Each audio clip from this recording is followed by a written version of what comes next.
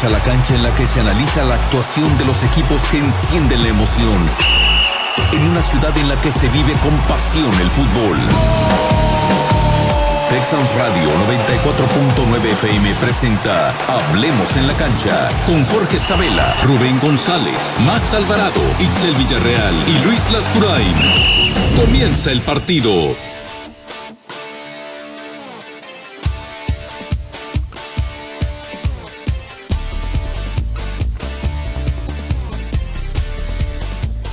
Hola, ¿qué tal? Muy buenas tardes, bienvenidos a Hablemos en la Cancha. Como cada martes le está hablando Max Alvarado y el día de hoy estoy de manteles largos aquí en el Centro de Congresos con el único, con el inigualable, el hincha que juega, Jonathan Emanuel Orozco. ¿Cómo estás, Jonathan? ¿Qué tal? Un gusto, un placer estar aquí con ustedes. La verdad estoy muy emocionado por tenerte el día de hoy. Hace unos momentos tuviste una plática aquí en campus, una TED Talk. Es la primera que tienes, me dijiste, Sí, ¿verdad? es la primera que me aviento. Espero nos haya ido bien. O sea, y si no, pues bueno, echando a perder se aprende. Siempre hay una primera vez para todo, la verdad. Y te quisiera preguntar un poquito de la gente que no tuvo la oportunidad de verte en esta plática. ¿De qué trató? ¿Qué les contaste a la gente que estuvo aquí en Centro de Congreso? Mira, mi plática va enfocada en las enseñanzas de mi viejo, que fue mi tío, que es como mi papá. Bueno, es mi papá para mí. Y es más un tema de siempre darle este mensaje a la gente o a los chavos sobre todo, ¿no? De que los buenos están en la banca y los mejores son los que juegan. Y para ser el mejor hay que hacer muchas cosas para ser el mejor. Como se los dije ahorita, no es sacrificio, porque si hiciéramos un sacrificio, entonces quiere decir que es algo que no nos gusta. Es mucha dedicación, es muchas ganas, es mucho deseo de hacer las cosas bien. Quiero que se vean ese mensaje porque fue lo que a mí me resultó en la vida. Y no quiere decir que sea como la forma que todo el mundo le va a dar, pero tal vez llegues a lo más cercano. Yo siempre he pensado que nunca fui el mejor, pero siempre lo intenté. Y intentarlo me lleva a estar un poquito más cerca tal vez de un día lograrlo. Y eso fue lo que traté de darles el mensaje, de que intenten ser los mejores, que se den cuenta que no todo llega rápido, no todo es sencillo, sino lleva esfuerzo, dedicación, muchas horas de trabajo y muchas horas sobre todo de acierto y error, ¿no? De equivocarte y salir adelante y algún día cristalizar los sueños, porque como se los dije, todos empezamos con un sueño. Tal vez, como decías tú ahorita, tú estudiaste una cosa, pero tu sueño ahora es otro, ¿no? Y ahora le estás echando ganas al sueño. Entonces, lo más importante es ese sueño, perseguirlo. Exactamente, y pues muchas gracias por compartir estas palabras. Y la verdad, pues tengo una serie de preguntas el día de hoy para ti, hablando un poquito del tema de tu debut. Por allá hace lejano, apertura 2005, una disculpa, este juego 1-0 contra Lata, digo, yo todavía no había nacido, tenía 4 años en ese entonces. No me tocó. Cada vez me hacen sentir más viejo, hace 20 años, sí, ya llovió. 20 años, fue un debut, un partido 1-0, portería en ceros. Creo que para cualquier portero tener una portería en ceros es un sueño, sobre todo el tema en tu debut. ¿Cómo lo viviste? ¿Cómo fue? ¿Te lo esperabas? ¿Te hicieron algún comunicado antes? Miguel Herrera fue quien te debutó, sí, ¿verdad? Miguel me debuta. Fíjate que no. Realmente el tema es que entre semana nos estuvo alternando a Cristian y a mí, pero digo, yo entendía que era como parte de un proceso de que me estuviera ayudando, que me estuviera dando un poquito de tiempo con los titulares y demás. Y cuando llegamos al estadio, en aquel entonces, que tú tenías 4 años, antes de los partidos a las 3 de la tarde, el partido era a las 5 y a las 3 de la tarde jugaba las reservas. Antes no había sub-20, sub-23, todo ese tipo, era el torneo de reservas. Y entre los jugadores de reservas, que eran como que los prospectos del primer equipo, junto con algunos jugadores que por ritmo, o ya sea por baja de juego, o ya sea por lo que fuera, de primera división bajaban a jugar ese partido. Se jugaba antes del partido de primera división. Entonces llegamos a ver el partido de reservas, llegábamos siempre 2 horas antes al estadio. Miguel daba la charla ahí. Cuando llego al vestidor del TEC, aquí, enfrentito, sí, ¿verdad? Voy y veo él ponía las papeletas, entonces veo y decía Cristian, entonces yo ya me salgo y de bueno, va a jugar Cristian, listo, me voy, me siento en la parte de ahí de arriba que había como unos troncos, me pongo a ver el partido de reservas y en eso se sienta Miguel al lado mío y luego me dice, ¿qué? Y pues nosotros viendo así el partido, ¿no? Me dice, ¿qué quieres jugar?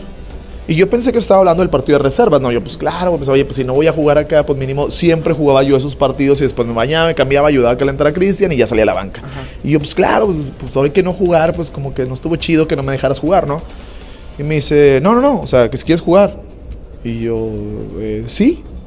Bueno, entonces vete a cambiar porque vas a debutar. Wow. Y fue así de que, ok, entonces ya en friega voy y pues le digo, ve dile a Raúl. Entonces Raúl Salas, que era nuestro entrenador de porteros, cambia el nombre de Cristian por el nombre de Jonathan. Y ya rápido cámbiate, arréglate todo porque íbamos a salir a calentar. Y fue de la nada. Y la verdad es que siempre se lo he agradecido. Porque yo creo que si hubiera sabido a mis 19 años, tenía 19 años, entonces a mis 19 años que iba a debutar en el Tecnológico, estadio lleno, contra el Atlas, que en ese entonces el Atlas andaba muy bien, tal vez toda la noche hubiera estado pensando y pensando y pensando, no hubiera dormido, no hubiera comido, tal vez hasta hubiera vomitado antes de, o sea, era una sensación muy diferente, pero como todo fue rápido, ni tiempo tuve de pensar qué iba a pasar, ni qué íbamos a hacer, ni qué, nada. Simplemente me cambié, calenté, me desearon todo el éxito del mundo.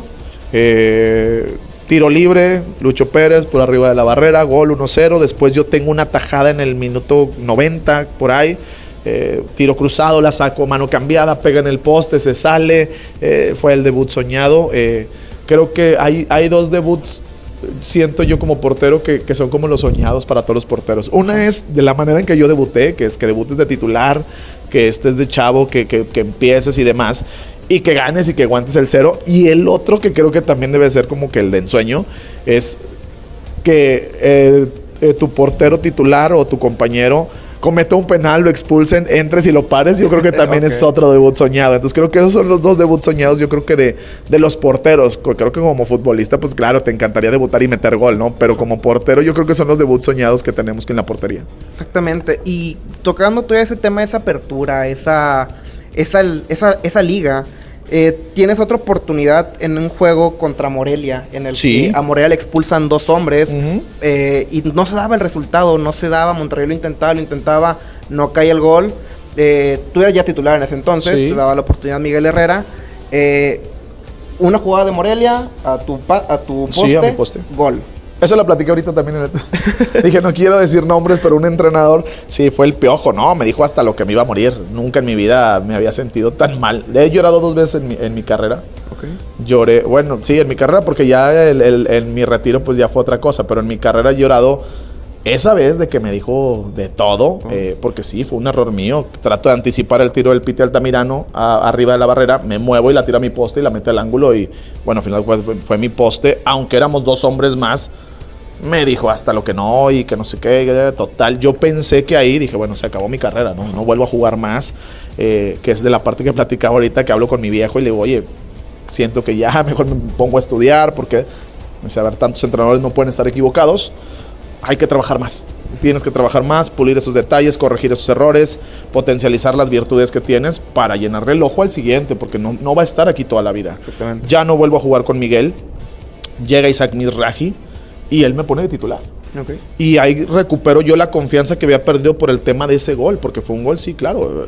Nada más que en esta parte no hay en el tema profesional como este colchón de, bueno, como eres chavo te doy más chance. Ajá. A final de cuentas tienes a toda una afición atrás de ti, a toda una institución atrás de ti, que si cometes un error, vas para afuera y viene el que sigue, ¿no? Y en ese entonces yo pensé que no iba a volver a jugar más. Después viene el tema de... Después de mi debut viene lo de Isaac Mizrahi. Luego de ahí llega La Volpe. La Volpe, yo me voy al preolímpico a Los Ángeles. Justo nace mi hijo mayor, Luca. Tiene 17 años, es 17 años, ya llovió. Y regreso y yo no jugaba, era Cristian el titular. Regreso y llego y La Volpe me dice, vas de titular. Íbamos más o menos por ahí de abajito de media tabla, las cosas no salían. Empezamos a ganar. Clasificamos a la liguilla en 8º lugar. Echamos al superlíder, que en aquel entonces era Chivas, un marcador creo que de 8-4, algo impresionante. Y después aquellos fatídicos últimos 5 minutos contra Santos. Que yo creo que eso fue donde ya... Yo la verdad, mira... había atajado todo, atajé penal en la ida, atajé todo en la vuelta, me había ido súper bien.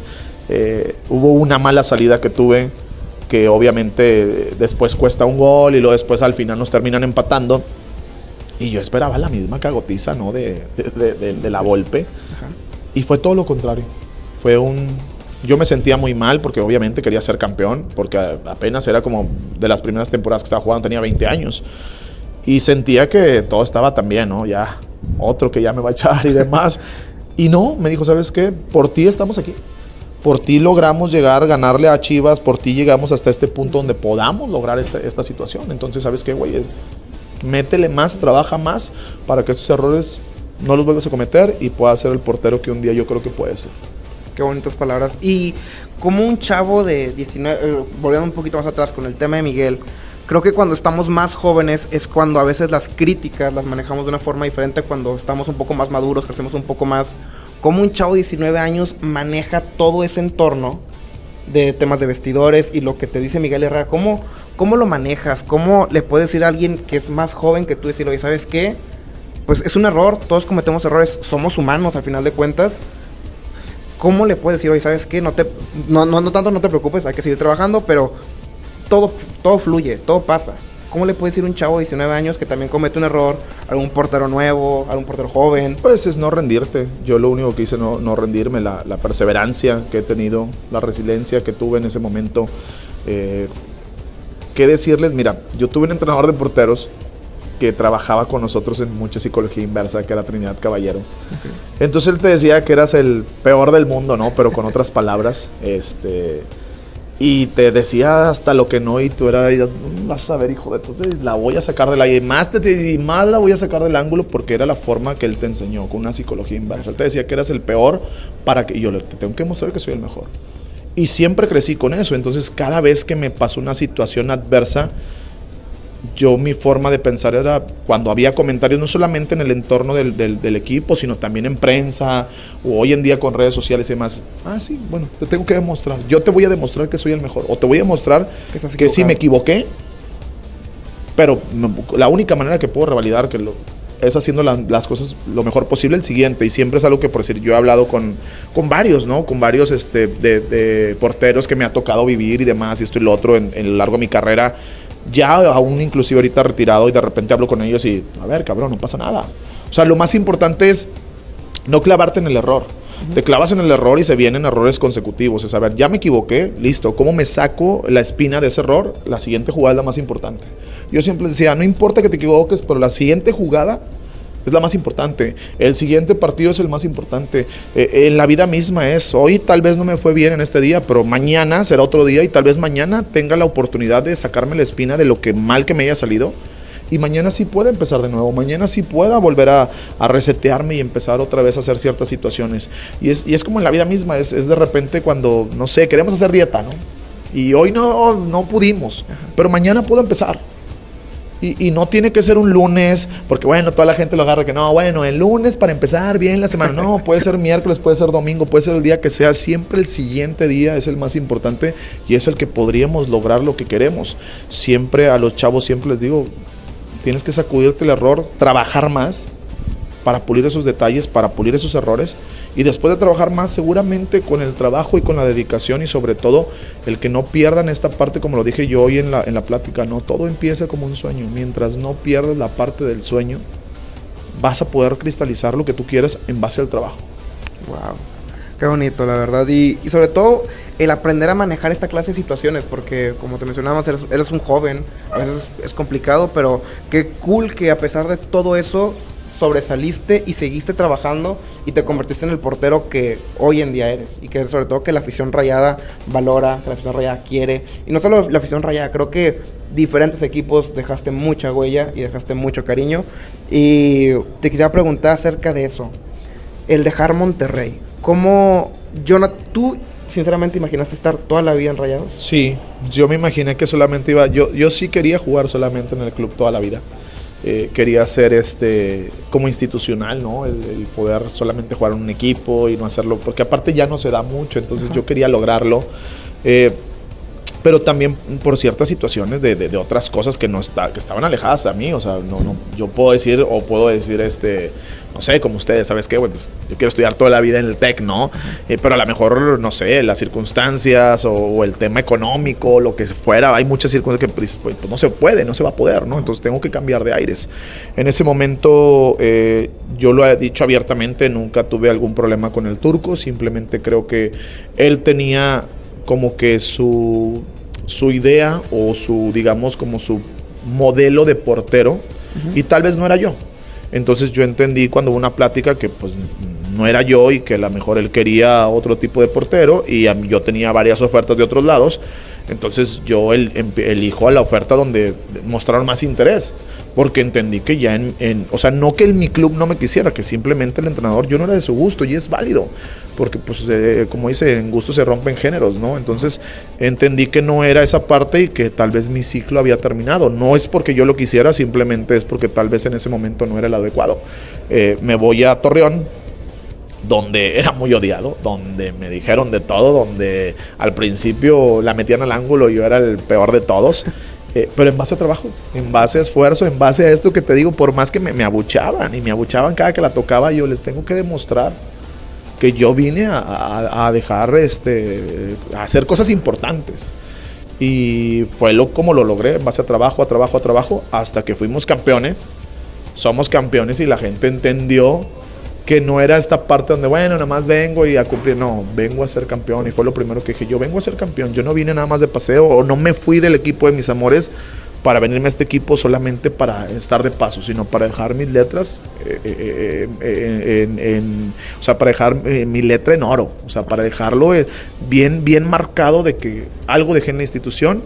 Y bueno, ahí está que desde el 2018 que fuimos campeones, no hemos sido campeones. Exactamente. Y ahorita hablando un poquito del tema de Santos, ¿qué piensas de la actual situación que está pasando el equipo? Porque Santos como institución, como equipo, realmente no es una mala institución, es uno de los equipos de las mejores instituciones que he visto.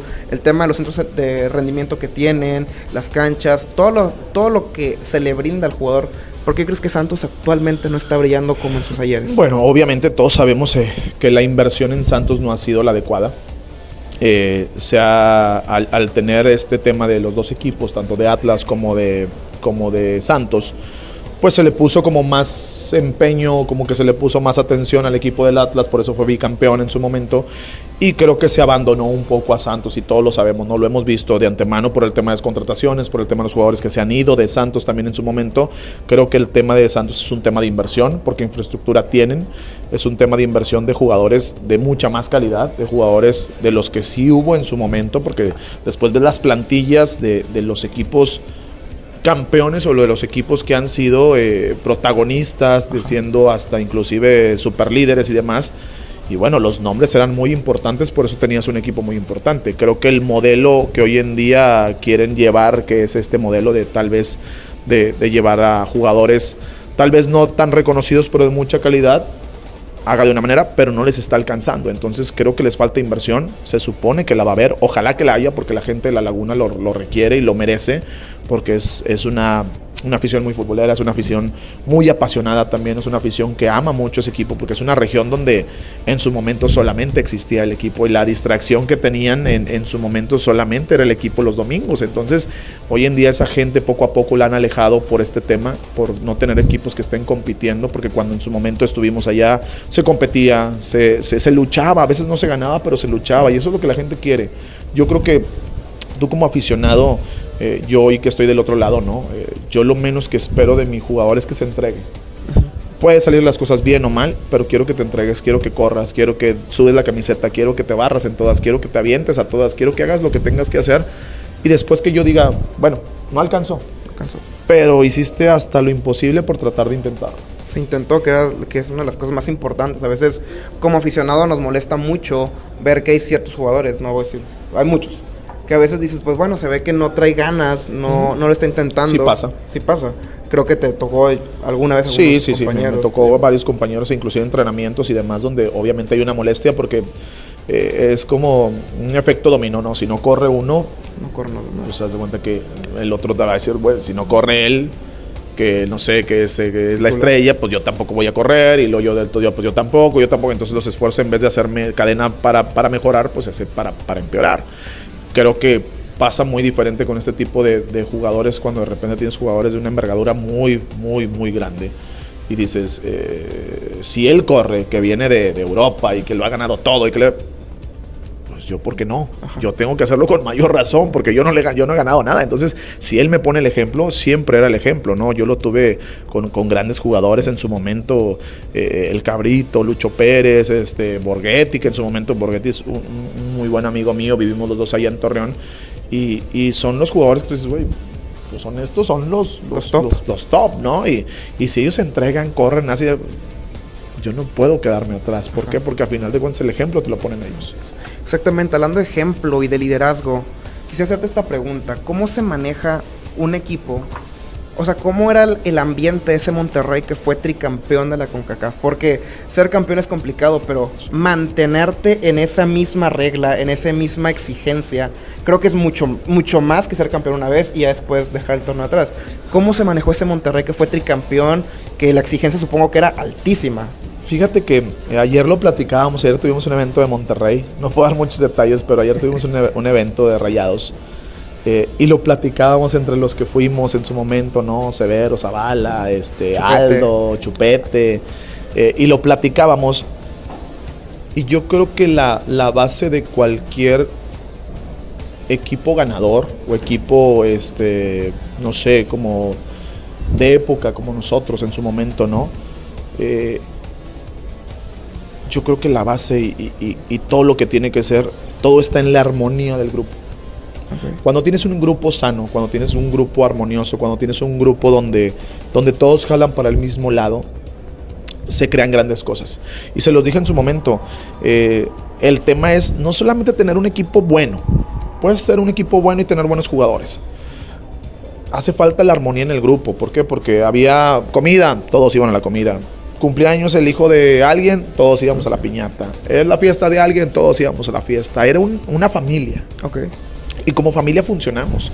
Y claro, como en todas las familias disfuncionales hay problemas y hay temas y hay uno que sí, que no, pero nosotros mismos lo único que se va a ver, ven, no te salgas del círculo, no te salgas de la forma en como nosotros trabajamos.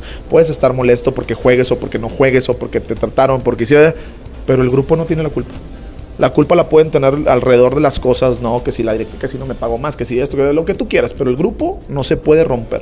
Okay. Y nunca se rompió ese grupo. Aparte tuvimos un entrenador que nos dio todas las facilidades del mundo como fue Buse. Buse nos dejó hacer y deshacer lo que nosotros quisimos. Obviamente con la responsabilidad que teníamos.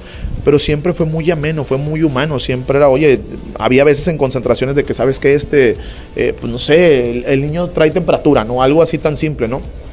Y él en vez de decirte, bueno, pues que lo lleve tu esposa a consultar o lo que fuera, vete a tu casa. En la concentración, vete a tu casa a estar al pendiente, duerme con él, mañana te vienes en la mañana a desayunar. Y ese tipo de cosas te daba una responsabilidad de decir, oye, estoy que me estás dejando para allá, yo vengo con más ganas, con más ímpetu, con ganas de, oye, la manera de yo retribuirte, el que tú me des esta confianza de que yo me pueda ir a mi casa a dormir en vez de estar en una concentración, pues con mayor razón tengo que jugar bien, con mayor razón tengo que matarme hasta lo que no. Y creo que eso es lo que nos ayudó a que ese grupo se hiciera tan firme, tan sólido y marcara una época. Una época, exactamente. Y hablando de épocas, hablando de todo esto, ¿en qué momento Jonathan decide, ¿sabes qué? Creo que es una decisión bastante complicada el alejarte de las canchas, el alejarte de lo que alguna vez un sueño se hizo realidad. El decir, ¿sabes qué? Creo que ya no puedo jugar tanto. Creo que ya es momento de dejar los guantes. Pues no es una decisión que yo tomé. Okay. No es una decisión que yo tomé. Fue por el tema de mi lesión en la muñeca. Fue en Tijuana, ¿verdad? Fue en Tijuana, sí. Sufro de una ruptura de ligamento en la muñeca. El cual me operan, me ponen unos clavos, todo estaba en orden. Y después me entra una infección por medio de los clavos. Y después de ahí sigue el tema de la infección, me vuelven a abrir, pero ya en una situación un poco más drástica, ¿no? Tuvieron que abrir toda mi mano, entonces había una infección muy fuerte, me tratan la infección, tardé 4 meses en poder mover mis dedos nada más. Sí fue una lesión que no hubo mucha información porque pues en Tijuana normalmente es así, no hay como que tantos reportes médicos y demás. Okay. Y cuando ya pude mover mi mano y demás, de repente me seguía doliendo, ya no quise tratarme en Tijuana, hablé con un especialista acá de Monterrey, hablé con la gente de Tijuana, ¿sabes qué? Me quiero tratar con la gente de Monterrey. Y cuando me hacen un gamma, que es un estudio para checarlo el tema de que te inyectan una sustancia y te marca cuando hay una infección. Y pues mi mano seguía salpicada, ¿no? Entonces me hacen los estudios pertinentes y me dice el doctor, tengo que operar otra vez, por tercera vez. Me operé en octubre, noviembre y en marzo. Y me dijo, todo salió muy bien, se van a hacer los cultivos, la infección, de esto, el otro, todo el tema. Y lo que era la incertidumbre, ahorita decía yo, la incertidumbre de si vuelvo a jugar o no vuelvo a jugar, pasó a ser una incertidumbre si podía o no perder mi mano, porque ya el caso era que tal vez podía tener una osteomielitis, que es como un cáncer en los huesos. Gracias a Dios no se corrió, no pasó nada, pero sí fue un tema muy complicado. Cuando regreso, todavía intento entrenar, intento hacer ciertas situaciones. El doctor me dijo, güey, hay dos opciones. Lo intentas y un día el escafoide, si lo rompes, se quiebra ese hueso, es una mano inmóvil. O pues de plano ya nada, ¿no? Yo todavía lo intenté, le terqué un poquito en los entrenamientos, intenté hacer ciertas cosas, pero sí quedé con una mano muy lastimada. Yo no podía hacer lagartijas, no podía hacer, ¿por qué? Porque no tengo la movilidad completa como antes la tenía. Entonces hablé con el doctor, hablé con mi familia y ahí sí tomé la decisión de no terquearle más, realmente. No fue una decisión que yo quisiera retirarme porque no me quería retirar en su momento. Pero sí fue una decisión donde ya no, era más por mi tema de salud y no por el tema de seguir jugando o no al fútbol. Era un tema de, prefiero tener una mano que aún me sirve a tener una mano inmóvil. Entonces es ahí cuando se toma la decisión de no hacerlo más. Hablo con la gente de Tijuana, se me respeta mi contrato, yo regreso a mi casa. A Torreón, sí. Sí, porque hubo un consenso entre la familia que dónde queríamos vivir, si queríamos vivir en Tijuana, si queríamos vivir en Torreón o si queríamos vivir en Monterrey. Y ellos me dicen, o sea, mis hijos sobre todo, que les gustaba mucho Torreón, que les gustaba mucho la tranquilidad de Torreón y que se querían ir a vivir en la casa de Torreón.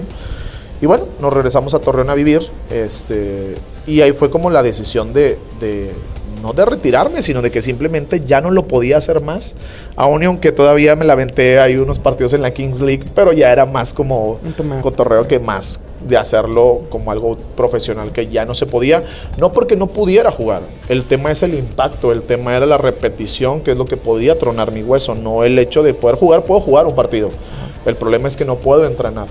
Porque corro el riesgo a un día, está muy lastimado, se quedó en donde estaban los clavos, cuando sacan los clavos entra infección y en vez de generar hueso, generó como una callosidad. Entonces digamos que tengo un hueso, un escafoide, pues perforado y donde no hay como esa solidez que debería de tener. Entonces eso realmente fue lo que pasó con mi lesión y por eso tuve que pues decidir y hablar con la gente de Monterrey, que fue cuando me hicieron el homenaje, y pues literal colgar los guantes como lo hice en la portería. ¿Te hubiera gustado un partido de homenaje, un Last Dance de Jonathan? Sí, me hubiese encantado, sí lo hablé con la directiva, sí lo dije en su momento. El tema que tenía yo con ellos era que yo tampoco los quería afectar, ¿no? Porque siento yo que lo podía hacer bien, pero si no salían las cosas bien, yo iba a afectar al equipo al ganar o no ganar 3 puntos, o al que hubiera un error, o aunque yo iba a poner todo mi empeño y todo mi ímpetu, y yo sé que seguramente lo iba a hacer bien, tampoco quería arriesgarlos a ellos a que tal vez las cosas no salieran como deberían, y que tal vez ese último partido no fuera como yo tal vez lo hubiera soñado. Entonces preferí mejor aceptar el homenaje y decir, bueno, mejor de esta manera me despido de la gente y listo, ¿no? Si después hay una oportunidad y después a lo mejor, porque me siento todavía, físicamente me siento muy bien, el tema simplemente es la mano. Muy bien, y ya para ir cerrando, Jonah, en un futuro, ¿qué planes tiene Jonathan Orozco para un futuro para él mismo? Mira, el futuro inmediato hoy en día es, me gusta mucho el tema del análisis. Yo estudié comunicaciones, entonces me agrada mucho el tema de las redes sociales, me agrada mucho el tema de los medios, de la radio, me gusta mucho lo que hago hoy en día en TUDN. Me preparé ya para entrenador, para director técnico, me preparé también para entrenador de porteros. Hoy en día estoy pensando en hacer el FIFA Pro, que es también un curso de entrenador que se hace. Me gusta mucho la cancha, pero hoy en día lo que estoy haciendo en medios me agrada mucho, me llama mucho la atención, me encantaría seguir aprendiendo y tal vez me gustaría seguir un tiempito más ahí, y tal vez si sale una oportunidad de hacerlo ya en cancha, ya sea como entrenador de porteros o como un auxiliar o como un director técnico, me encantaría poder lograrlo, porque me gusta mucho el fútbol, me gusta mucho la cancha, me gusta mucho lo que yo hago y lo que yo podría dejarles, porque de repente hago clínicas para los porteros, ¿no? Y me gusta mucho enseñarles. Siempre se los he dicho, no soy un formador de porteros, pero sí soy un preparador de porteros. Son temas completamente diferentes. Formar es desde niños, aprender, como sea. Tal vez no tengo la paciencia para eso, pero ya a partir de los 15 años para adelante prácticamente ya sabes quién sí y quién no, y solamente hay que pulir ciertos detalles. Ajá. Y me gusta hacerlo con los porteros de esa edad. Lo sigo haciendo, de repente le hablo a Carlos Acevedo, de repente le hablo a Polito, el que está ahí mismo, de repente hablo con Toño, de repente hablo con Benny, con varios porteros que los que tuve entrenar con Gil, Alcalá. Y a ver, güey, así, ya está, oye, te equivocas, no, ¿sabes qué? Hay que hacer esto, hay que hacer lo otro, ¿sabes qué? Párate así, párate así. Trato de darles el consejo, si lo toman o no lo toman, bueno, pero uno trata de hacerlo de la mejor manera para que sigan creciendo y sigan mejorando. Exactamente. Pero bueno, muchísimas gracias, Jonathan. La verdad, te agradezco mucho que estés aquí. Te agradezco mucho tu tiempo, tu espacio. Agradezco mucho todo lo que has dejado en el fútbol. No sé si alguna vez te lo han dicho, pero quiero que dimensiones que no solo en un aficionado has logrado un cambio, sino créeme que en toda una comunidad rayada hay mucha gente que todavía te recuerda, que todavía te tiene mucho cariño. Y la verdad yo estoy muy orgulloso, muy contento de tenerte aquí. La verdad, muchísimas gracias, Jonah. Un placer. Y gracias a toda la gente de Tech Sounds, a Jairo que hoy está tras los controles. Le quiero mandar un saludo rápido a mis papás, a mi mamá. Y que no se despidan de la sintonía de Tech Sounds Radio y que su vida siga siendo un golazo. Muchas gracias.